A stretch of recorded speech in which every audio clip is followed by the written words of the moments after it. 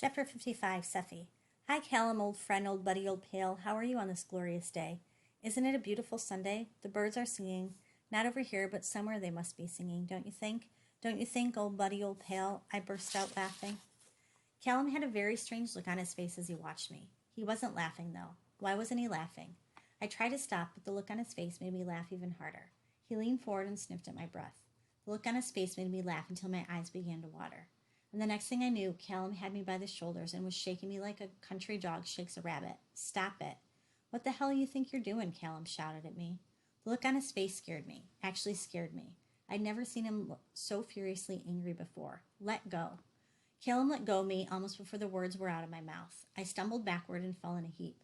I tried to scramble to my feet, but the beach was swaying. If the beach would just stop swaying for 2 seconds. Look at you, Sephi, Callum said, his voice ringing with disgust. You're as drunk as a skunk. I am not. I've just had 1 glass of cider today, that's all. Or maybe 2, I giggled, adding conspiratorially. It would have been wine, but I don't want Mother to get suspicious. How could you be so stupid? Callum roared. I wish he'd stop. He was making my head hurt. You want to end up like your mother? Don't be ridiculous, I finally managed to get to my feet, but the whole world was rocking beneath them. I'm not. I can't stand your mother, but at least she has a reason to start. What's your excuse? Not enough attention? Daddy's allowance not big enough? Mommy not giving you enough love? Bed not wide enough? Bedroom carpet not plush enough? Stop it. I was sobering up fast. Callum was being horrible. Don't stand there and judge me. How dare you? If you behave like a complete moron, don't bleat when that's how others treat you. I'm not a moron. No, you're worse. You're a drunk, a lush, an alky. I covered my ears. Don't say that. That's enough. Isn't it? Come on then. I'm waiting to hear your reasons. I'm all ears. You won't understand. Try me. I'm tired, okay? I shouted at him, shouted for the whole world to hear. Tired of what? Of my mother and father, my sister, and of you too, if you must know. I'm tired of the way you all make me feel. This isn't it for me, is it? Be a good girl, study at school, study at university, get a good job, marry a good man, live a good life, and they all lived happily ever after. The whole thing just makes me want to puke. I want something more in my life. And you reckon you'll find it in a wine bottle? I kicked at the sand beneath my feet. I don't know where else to look, I finally admitted. Sephi, don't follow your mother, okay? She's headed for a mental home or a coffin. Is that really what you want? That made me start, and no mistake. Was that really where Mother was going? I didn't want her to die like that.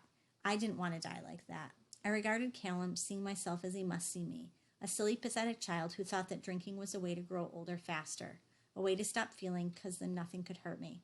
I should be getting back, I said at last, massaging my throbbing temples. Sephi, promise me you won't drink anymore. No, I said at once. Callum looked so hurt and unhappy that I couldn't leave it there. I just couldn't. But I promise I'll try, I added. On the spur of the moment, I leaned forward and kissed Callum on the lips. He moved back. Don't want to see what kissing is like anymore, huh? I tried to tease. You stink of alcohol, Callum told me.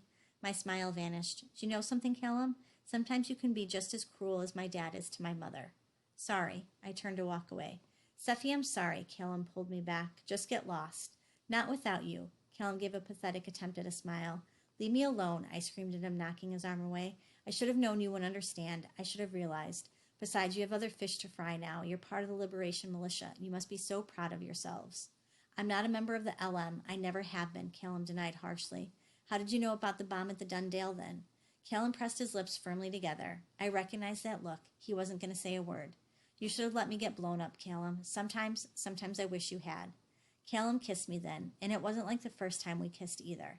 He wrapped his arms around me and closed his eyes, and he kissed me. And after a startled moment, I did the exact same. And it wasn't bad either. But it wasn't enough. Our kiss deepened and his hands began to wander, and so did mine. And it made things better, but it wasn't enough.